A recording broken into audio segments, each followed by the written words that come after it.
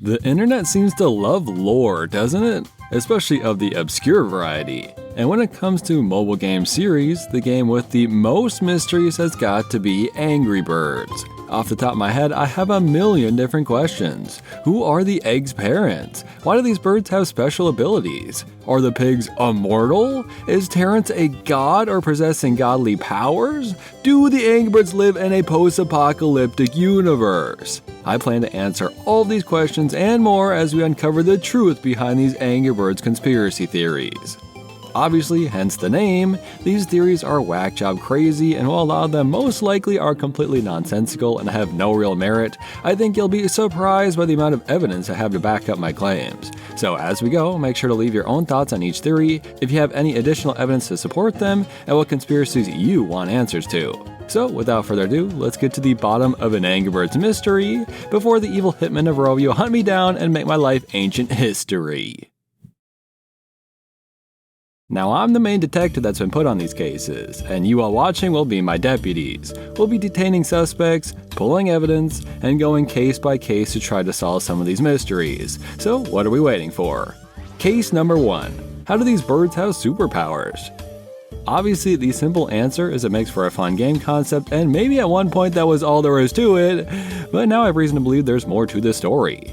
Think about it. Chuck has super speed, the Blues can triplicate, Bomb can explode on command and is conveniently shaped like a bomb, and is also named Bomb, but we can solve that mystery pretty simply. Bomb's parents are bad at naming children. But think about it for a second. Surely in some piece of media at some point in this franchise we've seen these birds without their powers, or seen a way that these birds could have obtained their powers in the first place. Let's start with Matilda, who is literally birthing exploding eggs. In the Angry Birds movie, for example, Red says, and I quote, "How about that? My teacher can shoot fireballs out of her butt." But obviously in the games these are not fireballs, they're eggs. But why would they explode? Well, Bomb can explode, right? So what if the eggs Matilda lays are the unborn children between her and Bomb, right? It can't be a coincidence, can it?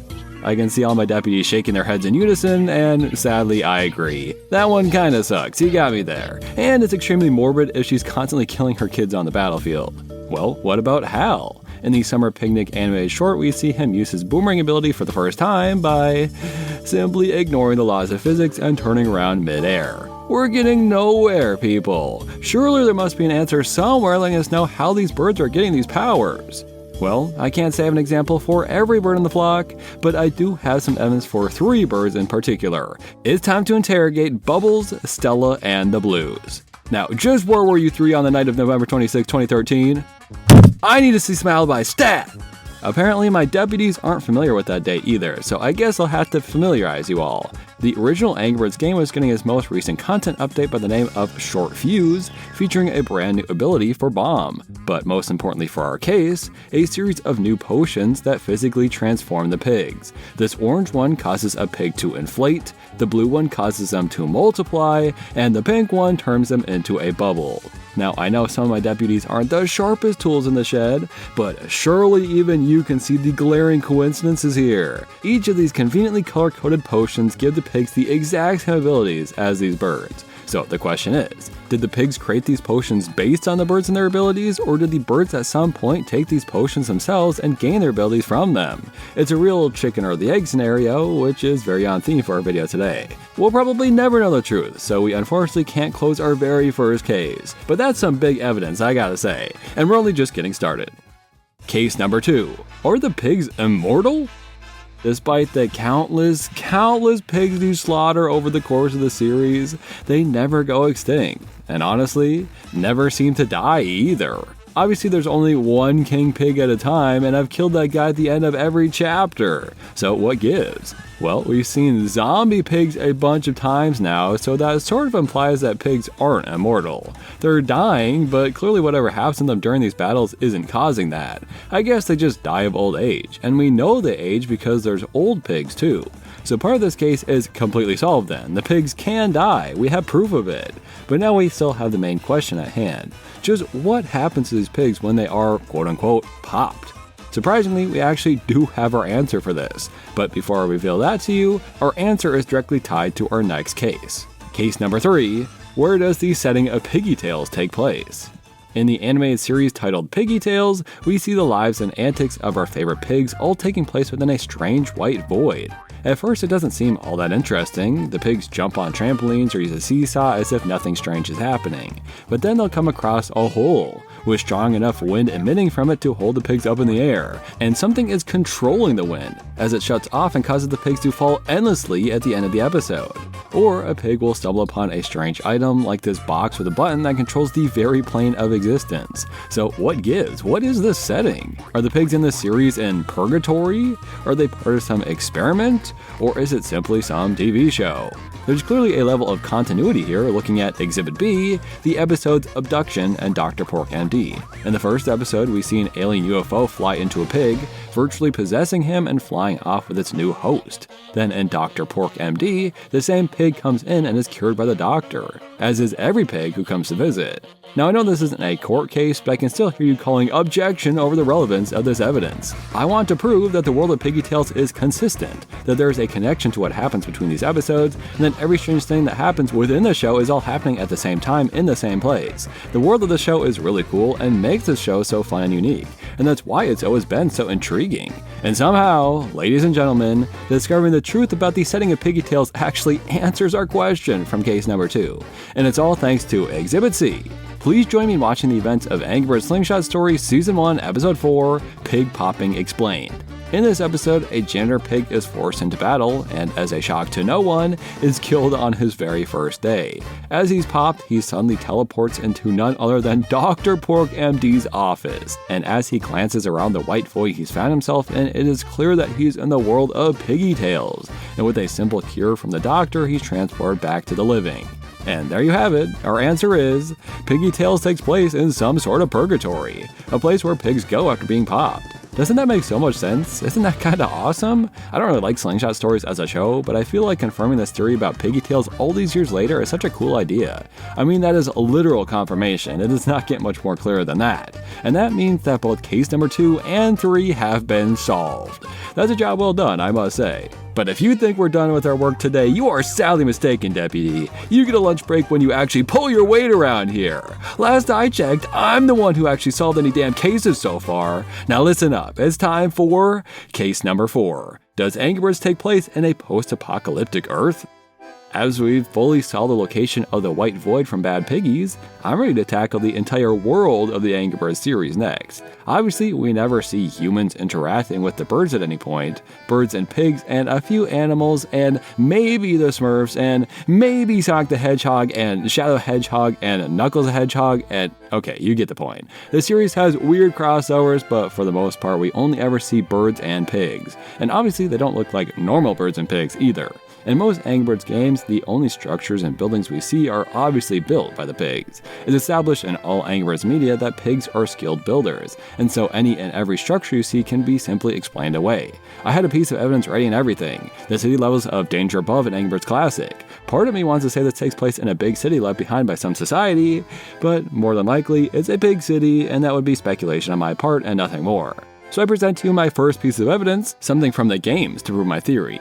In the Halloween levels of Angry Birds Seasons, we can actually see human skeletons buried underground, almost like a dinosaur fossil. If dinosaurs are millions of years old to us, just how old are we to the Angry Birds? But I'll do you one better. We have a second piece of evidence for this, and when presented with this theory, my mind immediately goes to Angry Birds Toons Season 1, Episode 28, Catch of the Day. In the episode, Corporal Pig is trying to reel in the eggs with a plunger on a string, but the Blues keep attaching random junk to it instead. But the junk in question seems so specifically old and dilapidated. They find a broken down washing machine and a car with its window smashed and vegetation growing from it. And an old bike? Neither pigs or birds could possibly use something like that. And not one of you deputies better cross-examine the Freddy for a day short or you're off the damn case! Anyways, even if you'd want to argue these are just things the pigs built, not only are they clearly very, very old, but they just don't look like normal pig inventions. We've seen pig cars, there's a whole game about it, and none of them look like that. Every single item almost feels like it's in a different art style, from a different world than the one we're used to. There's a polar bear rug with freaking arms and legs. This shit does not feel like anything I've seen from Pig City. And I'm sorry to do this to you, but once again, I must refer to our next case before we finish discussing this one. Case number 5, Dogzilla. Our next interrogation subject is none other than the pink little kid's toy known as Dogzilla. In its titular episode, we see this random toy box wash ashore, and some pigs stumble across it to show the king pig. Clearly the pigs did not make this toy, so what does that mean? Where did this come from? Only birds and pigs exist out here, and it feels like the clear indication of this episode is that the toy is a relic of another time, of another society even. The joke is that they're scared of this innocent little toy, but that only proves that they've never seen anything like it. Also, at the end of the episode, Godzilla just randomly exists in this universe, but what do we even have to theorize about that one? Did he create the apocalypse that killed off the humans in this world? Probably best not to speculate, but still, you can hear the theorizing gears in my head spinning, and it's shooting out only good ideas. What a bird.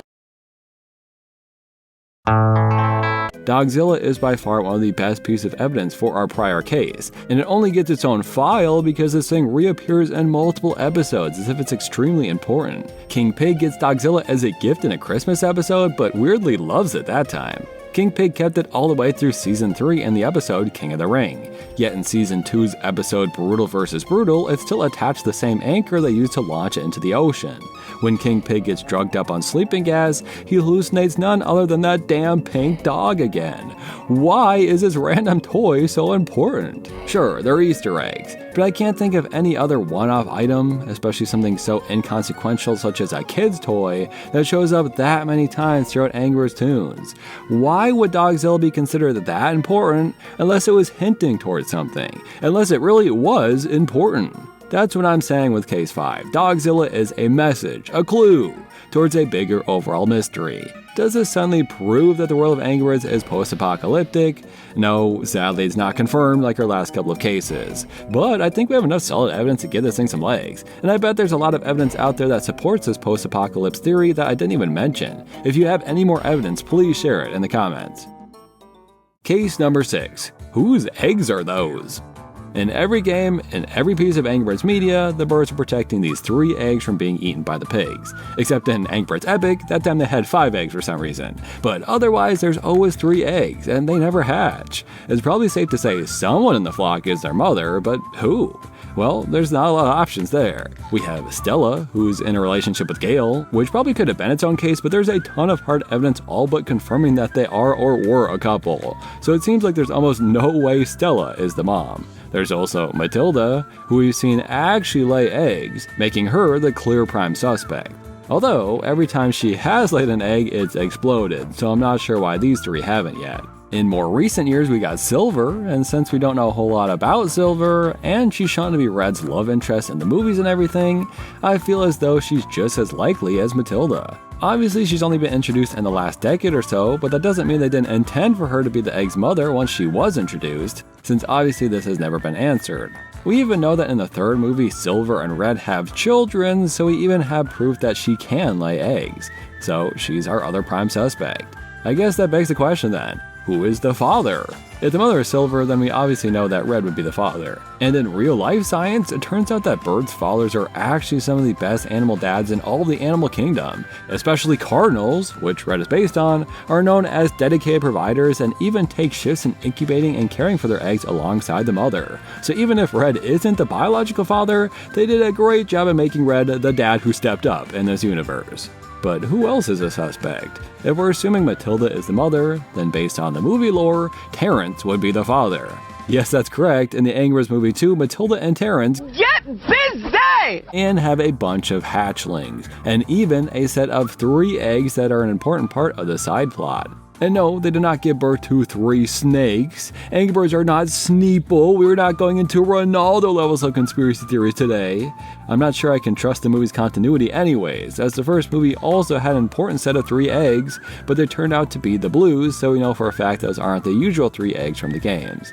Other than that, I highly doubt any of the other flock members would be the parents. These 4 suspects seem like the obvious choices, but even still, I can't say for sure any of these are correct. One of the first episodes of Angry Birds Toons kind of implies that Red, Chuck, and Matilda don't really know what the birds inside the eggs will look like. They want them to be like them, but the fact that they aren't even sure themselves makes it pretty tough to say one of these birds are their actual parents. If only we knew what the hatchlings inside the eggs look like. Oh wait, we've seen one of them now, haven't we? In the 15th anniversary comics, one of them finally hatches, and it's none other than Mia. Stupid Mia from the random show Angry Birds Mystery Island. After 15 years away, and they hatch one of the eggs as a marketing ploy. Besides, the egg being Mia doesn't really reveal who her parents are anyways. We've gotten nowhere. I give up. The case has gone cold. I'm a failure. Wait a second. I'll just blame this on my deputies like I always do. And that's why I've never lost a case to this day. Case number 7, Terence. I don't know if he was even gonna fit in here, but it's time to interrogate the biggest bird, Terence. A true anomaly of a character, that scene from the Angry Birds movie truly summarizes the horrors of this character perfectly. In all the games, he's just really big and really powerful, so his supernatural capabilities weren't even part of his character until Angry Birds Toons. Again, in a lot of episodes, he's just big and strong. He gets to be Santa one time too. But in every appearance, we never see him physically move. Not once in the entire show. He literally raises his eyebrows and smirks here and spawns presents in front of all these pigs. How?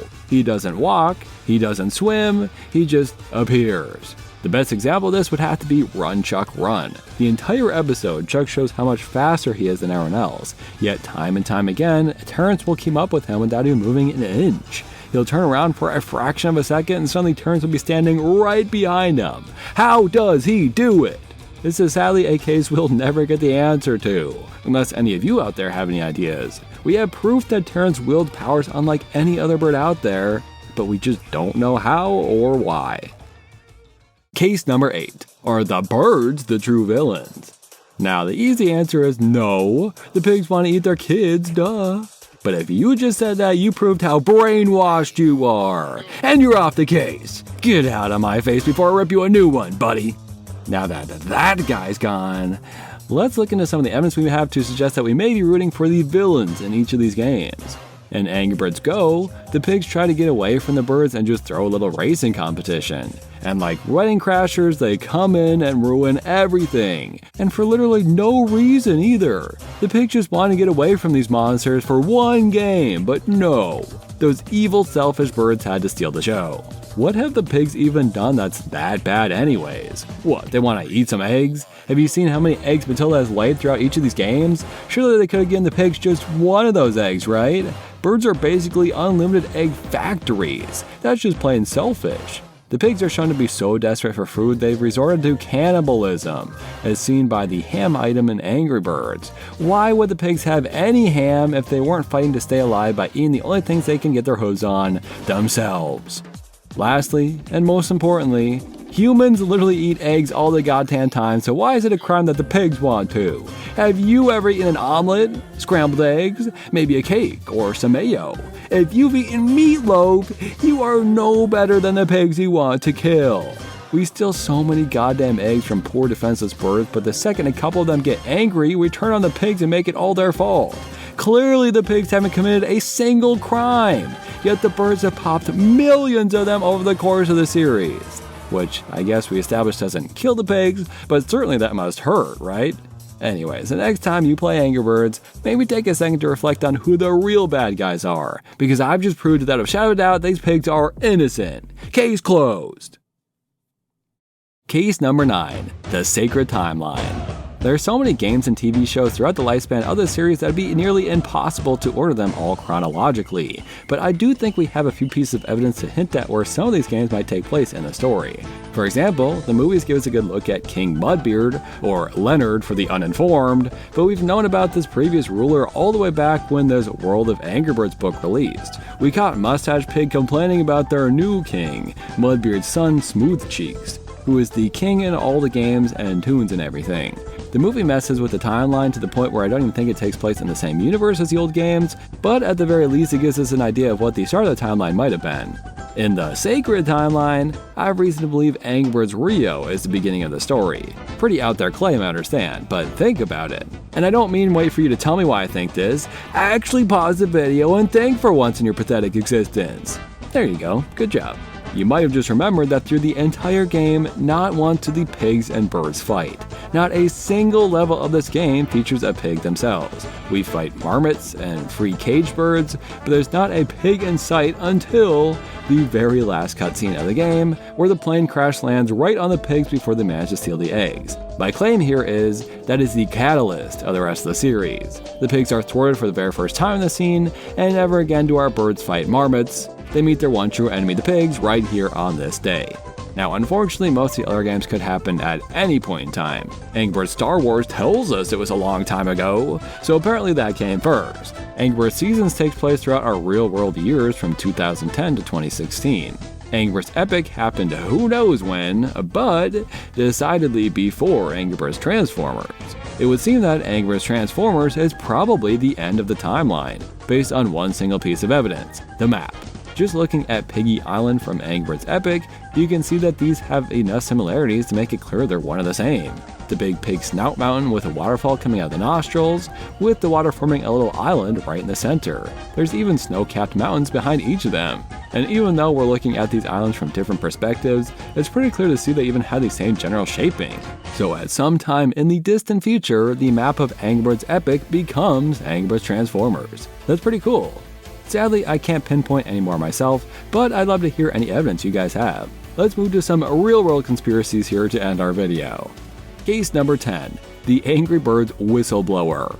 This case is actually already closed, but it's a pretty crazy story one of my viewers informed me about, and now I gotta share it with all of you. In 2014, someone by the name of Edward Snowden leaked documents from the NSA and the GCHQ of Britain, revealing that these agencies use smartphone apps, with the most popular example being Angry Birds, to collect information about you. It's pretty widely known that all the information on your smartphone is less private than it seems, and even in 2014 we knew that. But the fact that they were using these poorly protected mobile games like Angry Birds to do so, well, it makes for a fun headline. Long story short, the real world is scary, and it's much more fun to make up theories about fictional birds and pigs than learning another awful thing about our messed up world. And speaking of, that leads perfectly into case number 11, what caused the Angry Birds Purge of 2019?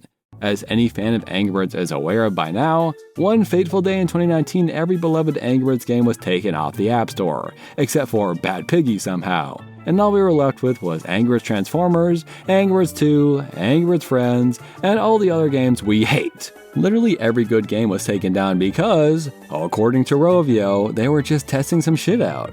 And then later they said, oh yeah, no, lol, those are actually gone now, lol. Apparently it was too difficult to keep the games up to date on the App Store. That's funny, because I'm currently playing your damn game as we speak and it works fine for me. Sounds like that's a you problem. Basically, everyone hated Rovio from that point onward, and it became increasingly clear that this was not the reason they deleted these games. Here's where the conspiracy theory part comes in, as this isn't confirmed anywhere, but take a look at the key similarity that all the remaining games have. I won't make you think this time, I'll just shout it out. They're all live service games, except Bad Piggies, which again is a blessed anomaly. But the only games Rovio wants players to be able to play are ones they make a bunch of money from. All the Slingshot games that cost a couple dollars to play? That's not enough money. We want to take your cash daily. We want to have battle passes. So they put all their eggs in this one basket and made it impossible for fans to play anything that didn't fit in. Now, that's a bold claim on my part, but no worries, we actually have confirmation Rovio does shit like this. See, fans demanded they bring back the old game, so finally, Rovio gave in. They would re-release the original game called Rovio Classics Angry Birds, charge one single payment for it, and let you own the game once again. Everything felt right in the world once more. But here's the thing. The fans loved and bought this game so much that it easily became their most popular title, because big shocker, people actually like the game. Unlike goddamn Angry Birds 2 or Dream Blast or whatever slop they want you to play. So anyways, like I was saying, the game was a huge success. When you look up Angry Birds on the App Store, this was the first result. Which means, no, users would have to scroll down to find their greedy cash cow games? Uh-oh! The evil executives at Rovio said, what the hell? We can't let this game actually make more money than the bad games no one likes, because then we won't make enough money. And then they changed the name to Red's First Flight so it wouldn't have the words Angry Birds in it anymore, and then deleted it. and then never made any more Rovio classics, because the greedy little scumbags at Rovio learned something that day. If you give the fans what they actually want, they will support it and praise you and make it the best game you've ever released. Rovio has such dedicated fans that Rovio punished them for supporting their game. So there you go, there's your proof. That Rovio Classic story is not fabricated. They literally put out a message explaining why they took the game down. They told us to our faces how horrible they are. I tried to warn you, real-life conspiracy theories are just depressing. We just closed another case, and I don't even feel good about it.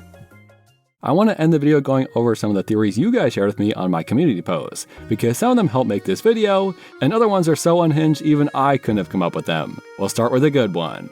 Corporal Pig's redesign was a result of what happened to him in the episode Thunderchuck. See, that makes sense and is a fun explanation of his redesign. But for every comment like that, we have another that says, Matilda is secretly a crazed, murderous psychopath as she constantly explodes her babies and the rest of the birds do nothing to stop her!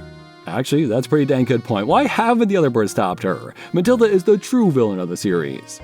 The angry birds are an endangered type of bird, unique from regular birds. In the Angry Birds Rio trailer, Nigel holds a poster that calls them an exceptionally rare species, and they're so different from all the other birds in the game. And unlike with pigs, we don't really see common birds like them, besides Angry Birds Star Wars. That's such a genius observation from Rio, look at that. One of my deputies came up with a solid theory with evidence to back it up, and according to her reply, this is actually canon. It was mentioned in some official book that pigs eating all the Angry Birds eggs drove them to go near extinct. Awesome theory.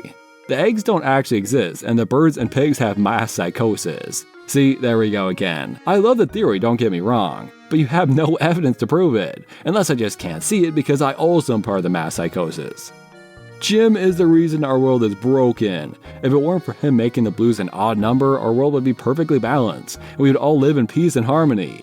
Never a truer statement has been said. Someone else said, wrong, the lack of a fourth blue is what's imbalancing our world. But if we got Jim the second, we probably wouldn't even be alive right now. I think at some point in the future, Sonic will have a new crossover event with Angry Birds, but not just any crossover, it will be in Sonic Racing Cross Worlds. I second this theory. I could have swore the birds got leaked at one point, but whatever, I feel like it could happen. And last but not least, Red is gay. Alright buddy, I told you to give me a theory, not a proven factual fact. Anyways, as I wrap up this video, I'm going to put up other comments that either help support the theories I had already come up with, and the ones that completely inspired some of these. The whole birds are the villains theory was completely from this guy, so I can't take all the credit there. As a detective, I'm not able to solve every case that comes my way. I can look for evidence, I can offer ideas, and even interrogate suspects, but in the end, some things are best left a mystery. And Angry Birds is full of mysteries, so many of them which will never be solved. What is Terence capable of? Who are the parents of those eggs? Why do I hate Jimmo so much? We may never know, but here's something I do know. As a detective who solves some devious cases, sometimes it's best to be thankful we don't have all the answers. Because if we did, I wouldn't have been able to make this video. Thank you all for watching, and please let me know what you thought of this style of video. I've never made anything like it before, and I tried making it as fun and entertaining as I could, despite the fact that I'm basically making up complete BS for 25 minutes or so. I don't know how MatPat did this for so many years, but if you like the idea and want to see more, please let me know. I've had this video idea for actual years now, so it feels good to finally go through with it. Thank you to my patrons and channel members for making experimental videos like this possible. 2026 has had a rough start for my channel, I'm not gonna lie, so if you're able to, any support you can give would mean the world to me. Thank you to my members Patrick Barjan, Keep, Jep the Legend, Callum Ford, Perska Benenner, Timur Kurnov, Aaron the Ghoul, Freakish Smile, Geminot, Lewis, Dante, MGR Damadan, Einherjar, Jonathan Biscoff, OK, Kirby Fan Real 1992, Green Man Yeah, Alice Wilson, MacDax2, Lavatane Chillin, Purple Man 932, Test Monkey, Sleepy Boy 74, Skibbity, Ort Setos 9250, and Whale Hujeri? I apologize if either of those last ones are incorrect. You can comment and let me know if you want me to say it a different way. Angry Birds isn't the only series with mysteries to solve. Obviously Plants vs. Zombies could work, or I could cover a wide variety of mobile game series in one video. Or maybe, just maybe, I could go into the deep, dark lore of Jim and what he's done to deserve my hatred after all these years. But be warned, like I said, some mysteries are best left unanswered, and your life would be better off without the kind of knowledge that I'm burdened with.